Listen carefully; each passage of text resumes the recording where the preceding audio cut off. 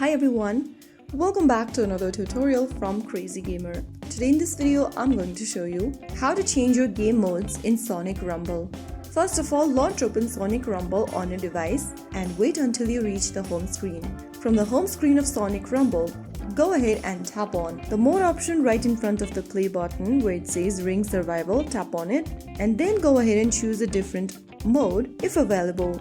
You might need to unlock some modes out there by playing the game. If you haven't played enough, you'll not be able to unlock other modes such as co-op battles, squads, etc. Make sure that you complete your game to unlock more modes or challenges.